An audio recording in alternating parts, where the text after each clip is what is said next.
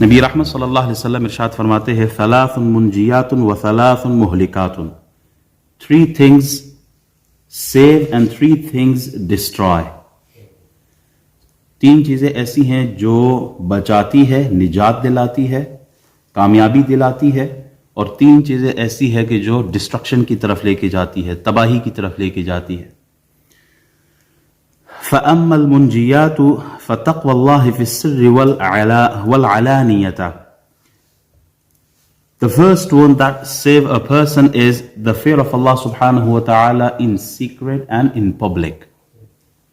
Fear of Allah subhanahu wa ta'ala in secret and in public. تنہائی میں ہو تب بھی اللہ کا خوف ہو، مخلوق میں ہو، پبلک میں بیٹھے ہو تب بھی اللہ کا خوف ہو، تقوی ہو انسان کے اندر. قرآن کی پہلی آیتیں اٹھا کر دیکھیں سورت کی تو ہدی للمتقین، تقوی کا ذکر ہے ہر لحاظ سے. کسی بھی عبادت کو لے لے اینڈ اس کا کیا ہے؟ تقوی ہے. یہ تقوی ہے کیا؟ حضرت ابی بن کعب رضی اللہ تعالی عنہ ان سے حضرت عمر نے سوال کیا. حضرت عمر نے پوچھا، حضرت عمر رضی اللہ تعالی عنہ asked حضرت ابی رضی اللہ تعالی عنہ ابی بن کعب، ابی what is taqwa? Do you know what is the meaning of taqwa?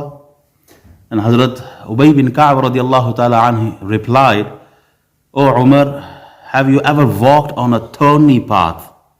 کانٹے دار راستے سے، جھاڑیوں والے راستے سے کبھی تم گئے ہو؟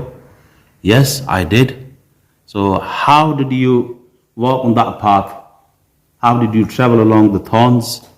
کانٹوں کے ساتھ کیسے سفر کیا؟ حضرت عمر replied, I rolled up my clothes and my garments and I tried my best to avoid all those thorns. کہ میں اس راستے سے گیا، میں نے پوری کوشش کی کہ کانٹے میں میرا کپڑا نہ پھنسے. حضرت ابی رضی اللہ تعالی عنہ said that this is taqwa. To avoid all those kinds of deeds that can harm your deen. To avoid from those deeds, this is taqwa. جو آپ کے دین کو نقصان پہنچائے، جو آسان الفاظ میں جو گناہوں کی طرف لے کے جائے آدمی کو، وہ کام اس سے بندہ بچ جائے. یا ایک اور آسان انداز میں، اللہ نے جس کے کرنے کا حکم دیا، جس سے بچنے کا حکم دیا، اس پر عمل کیا جائے، یہ تقوی ہے. تقوی لمبی لمبی نماز پڑھنے کا نام نہیں ہے، تقوی صرف روزہ رکھنے کا نام نہیں ہے، تقوی گناہ سے بچنے کا نام ہے. تقوی گناہ سے بچنے کا نام ہے. To protect yourself from sins, then you will be pious, then you will be متقی. آدمی لمبی نماز پڑھے لیکن گناہ سے نہ بچے، متقی نہیں ہے وہ آدمی. آدمی روزے پہ روزے رکھے، گناہ کے کام نہ چھوڑے، وہ متقی نہیں ہے، اس کے اندر تقوی نہیں آئے گا. تو تقوی رشتہ کیا ہے تقوی کا ایمان سے؟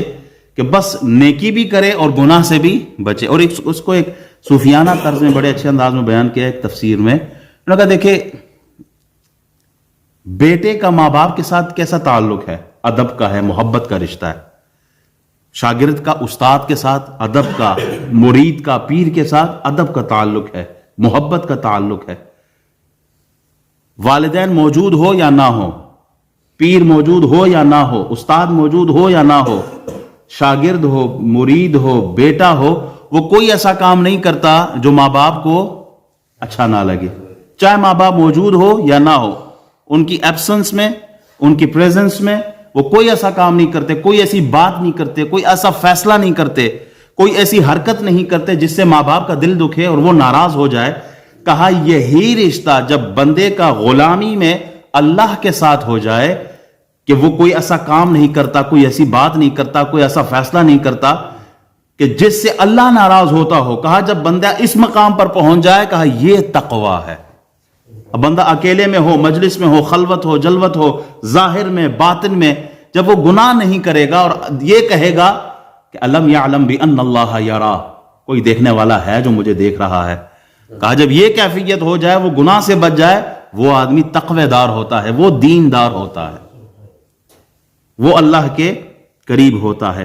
دوسری بات جو فرمائی نجات والی, بندے کو پروٹیکٹ کرتی ہے ناکامیوں سے, گمراہی سے اور فتنے اور فساد سے, اور رب کے قریب کرتی ہے, وہ کیا ہے؟ وَالْقَوْلُ بِالْحَقِّ فِي الرِّضَا وَالسَّخَطِ, speaking the truth in both happy and sad situation. خوشی میں بھی غمی میں بھی ایک حق کی بات کرتا ہو, ہر لحاظ سے سچ بولتا ہو, حق بولتا ہو. یہ نہیں کہ اگر کوئی مسئلہ بھائی کا آ گیا فیملی کے اندر, تو اب اگر میں نے کوئی بات کی بھائی کے خلاف گواہی جائے گی تو بھائی ناراض ہو جائے گا, حق کی بات اب نہیں کرنی. کہا نہیں, مومن کا کام یہ نہیں ہے, چاہے جو بھی ہو اس نے حق اور سچ بولنا ہے, غمی ہو یا خوشی ہو, کوئی خوش ہوتا ہو یا کوئی ناراض ہوتا ہو, اسے نہیں دیکھنا. کس کو دیکھنا ہے؟ اللہ کی رضا کو دیکھنا ہے. اللہ راضی ہو وہ بات کرنی ہے. امام شافعی رحمۃ اللہ علیہ فرماتے ہیں 3 کام بڑے مشکل ہے, ویری ہارڈ. تنگ دستی میں سخاوت کرنا, تنگ دستی میں سخاوت کا, آدمی کے پاس مال اتنا نہیں ہے اور اللہ کے راستے کو ضرورت بھی ہے, وہاں مال چاہیے, مسجد بن رہی ہے, جہاد میں جانا ہے, اور کسی حوالے سے وہاں یہ مال دے سکتا ہے, وہاں سخاوت کرنا بڑا مشکل ہے. مال اپنے پاس ہے ہی کوئی نہیں, تنگدستی میں سخاوت بہت مشکل ہے. دوسری بات آپ ارشاد فرماتے ہیں کہ تنہائی میں تقوی اختیار کرنا بہت مشکل ہے, کوئی نہیں دیکھ رہا, اس وقت تقوی اختیار کرنا بہت مشکل ہوتا ہے. اور تیسری بات آپ نے فرمائی کہ حق بات کرنا اس آدمی کے سامنے جس سے آپ کی کوئی امید وابستہ ہو, یا اس آدمی کے سامنے حق بات کرنا جس سے آپ ڈرتے ہو. جی جی بہت ڈاڈے میں گل کرا تے پتہ نہیں آگے کیا رزلٹ ہو سی, پھر نہ ہی بولو, چپ کر جاؤ. نو, اسپیک ٹروتھ, چاہے اگلا خوش ہو یا ناراض ہو. آگے راجہ صاحب بیٹھا ہو, چودھری صاحب بیٹھا ہو, خان صاحب بیٹھا ہو, کوئی بھی بیٹھا ہو, XYZ, اللہ کے لیے آپ نے کلام کرنا ہے, for the sake of Allah subhanahu wa ta'ala, to please Allah, not public. Public سامنے بیٹھی ہو تو اب مفتی صاحب فتوی چینج کر دے, کیوں؟ اگر میں نے صحیح بات کر دی, حق بات کر دی, تو پتہ نہیں اگلا کھڑا ہو جائے اور کہے یہ بات کیوں کر دی ہے.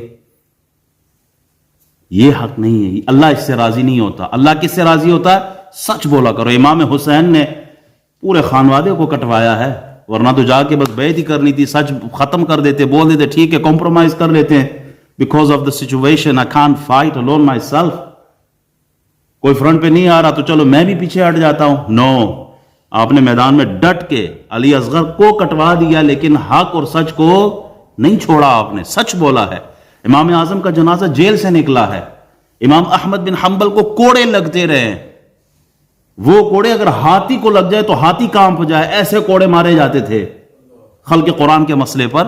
لیکن آپ نے سچ کا راستہ نہیں چھوڑا, حق کا راستہ نہیں چھوڑا, ڈنکے کی چوٹ پہ بولا ہے جو بولنا تھا, حق بولا ہے. اور یہی ہمیں رسول اللہ نے سکھایا ہے, حق بولو چاہے کچھ بھی ہو. جو اللہ کے لیے سچ اور حق بولتا ہے, مخلوق کے دل میں اللہ ویسی اس کی محبت ڈال دیتا ہے, اور جو مخلوق کو راضی کرنے کے لیے حق اور سچ کو چھپا دیتا ہے, وہی مخلوق پھر اس کو ذلیل بھی کرتی ہے. تو ہمیں اپنے اسلاف سے سیکھنا چاہیے, امام حسین سے سیکھنا چاہیے. امام حسین ہارے نہیں ہیں, امام حسین جیت گئے. صبح محشر تک کس کا جھنڈا اونچا رہے گا؟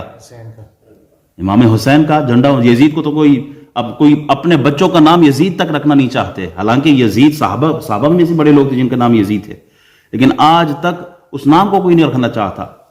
یزید کا جھنڈا کوئی نہیں ہے, یزید کی اولاد کا نام و نشان مٹ گیا ہے. رسول اللہ کے نواسے آج بھی پوری کائنات میں موجود ہیں. سیدزادے آج بھی حکومتیں کر رہے ہیں, دلوں پر راج کر رہے ہیں. تو حق اور سچ کو ہمیشہ بلند رکھنا چاہیے اور حق اور سچ کا راستہ اختیار کرنا چاہیے. تیسرا اصول جو فرمایا ہے, والقصد فی الغنا والفقر, moderation in poverty and in richness, درمیانہ راستہ, فقر میں بھی اور غنا میں بھی, اعتدال کا راستہ. یعنی ماڈریشن ہماری زندگی میں ہونی چاہیے, ماڈریشن عقائد میں بھی ہونی چاہیے, عبادت میں بھی ہونی چاہیے, خوراک میں بھی ہونی چاہیے. بندہ بہت زیادہ خوراک کھائے تو اس کے بعد کیا ہوتا ہے؟ اسٹمک اپسیٹ ہو جاتا ہے. لباس میں بھی ماڈریشن ہونی چاہیے. عقائد میں، اس پہ میں گفتگو کروں، عقائد میں ماڈریشن رکھنی چاہیے بہت زیادہ. جیسے اس کی ایک مثال ہمارے سامنے موجود ہے. عیسائیوں نے جب دیکھا نا کہ حضرت عیسیٰ علیہ السلام وہ مٹی اٹھاتے ہیں، پھونک مارتے ہیں تو پرندہ اڑنے لگ جاتا ہے، اندھے آتے ہیں تو ہاتھ پھیر دیتے ہیں شفا پا جاتے ہیں، مردوں کو زندہ کرتے ہیں، انہوں نے کہا یہ تو ہمارے لیے اللہ کا بیٹا ہو گیا ہے. اب افراط پہ چلے گئے، حد سے زیادہ بڑھ جانا یہ افراط کہلاتا ہے. دین افراط کی طرف بھی نہیں لے جاتا، حد سے گر جانا تفرید کہلاتی ہے. دین نہ افراط کو مانتا ہے نہ تفرید کو، بلکہ ماڈریشن، اعتدال، درمیانے راستے کو. اب کچھ لوگ عیسائی جو ہیں وہ حضرت عیسیٰ علیہ السلام کو، حضرت عزیر علیہ السلام کو ابن اللہ، اللہ کا بیٹا مانتے ہیں. یہ غلو ہے، یہ حد سے تجاوز کرنا ہے. دین اس کو بھی پسند نہیں کرتا. اور تفرید کہ وہ العیاذ باللہ، اب یہ عقیدہ رکھنا کہ محمد نام والے ہی تو کچھ کر ہی نہیں سکتے. حضور علیہ الصلوۃ والسلام کا علم، یہ تو شیطان کا علم بھی زیادہ ہے حضور علیہ الصلوۃ والسلام سے. حضور علیہ الصلوۃ والسلام کو تو خود کچھ بھی نہیں کر سکتے. بہت ایسے ایسے جملے کہے گئے ہیں کہ بندہ بول نہیں سکتا، خاک میں مل گئے ہیں، اب یہ جملہ کوئی نہیں بول سکتا. یہ کام، یہ حد، اسے تفرید کہتے ہیں، حد سے گر جانا کہتے ہیں. دین اسے بھی پسند نہیں کرتا. اعتدال کیا ہے؟ کہا اللہ نے اپنے محبوب بندوں کو جو مقام دیا ہے، جو معجزات دیے ہیں، جو مرتبہ دیا، جو شان دیا، جو عظمت ہے ان کی، اس کو ماننا، نہ خدا کا بیٹا کہنا العیاذ باللہ، نہ گستاخی کے درجے تک لے کے آنا، ان دونوں سے بچنا اور معتدل راستے پہ رہنا، یہ اعتدال ہے. دین اس کو پسند کرتا ہے. حضور علیہ الصلوۃ والسلام نے چاند کے 2 ٹکڑے کیے ہیں، آواز دی ہے درخت کو تو درخت اپنی جڑوں کو کاٹتے ہوئے آئے ہیں. پتھروں نے حضور کے ہاتھ کلمہ پڑھا ہے، پتھر صلاۃ والسلام پڑھتے رہے ہیں. جانور دوڑ دوڑ کے حضور کے پاس آتے رہے ہیں. تو اب کیا کہیں، ان کو اللہ کہے؟ نہیں، العیاذ باللہ، یہ اللہ نہیں ہو سکتے. ہمارا عقیدہ کیا؟ اشہد ان لا الہ الا اللہ واشہد ان محمدا عبدہ ورسولہ، آپ اللہ کے بندے ہیں اور رسول ہیں. تو ہمارا یہ عقیدہ ہونا چاہیے. اللہ اس کو پسند کرتا ہے. دین رہبانیت نہیں سکھاتا. اب ساری دنیا سے کٹ جائے، پہاڑوں میں چلے جائے، جنگلوں میں چلے جائے اور بس سجدے میں رکھیں سر، دین اسے بھی پسند نہیں کرتا. دین نام اللہ تعالیٰ نے اور رسول اللہ نے ہمیں کیا سکھا؟ حقوق اللہ اور حقوق العباد دونوں کو لے کے چلنا ہے. اللہ کی عبادت بھی کرنی ہے، ماں باپ کے چہرے کو پیار و محبت سے دیکھنا ہے. اللہ اس پہ بھی حج کا ثواب عطا کرتا ہے. یہ دین ہے. حلال رزق کما کے اولاد کو کھلانا، یہ دین ہے. اپنی اولاد کی دینی تربیت کرنا، یہ دین ہے. ماں باپ کا خیال رکھنا، گھر میں بیوی کا، اس کے حقوق پورے کرنا، ہمسایوں کے حقوق پورے کرنا، رشتہ داروں کے، دیگر مسلمانوں کے، انسانوں کے، دین اس کا نام ہے. پہاڑوں میں اکیلے زندگی گزارنا اور دنیا سے کٹ جانا، یہ دین نہیں ہے. دین رسول اللہ نے جو ہمیں دیا ہے. صحابہ کرام نے آپس میں مشورہ کیا کہ آج کے بعد ہم نے نہ سونا ہے، نہ آج کے بعد ہم نے وہ شادیاں کرنی ہے، نہ آج کے بعد ہم نے ہر وقت روزے میں رہنا ہے. ہم نے یہ انہوں نے ڈیسائیڈ کیا. بڑے بڑے صحابہ نام مینشن ہے.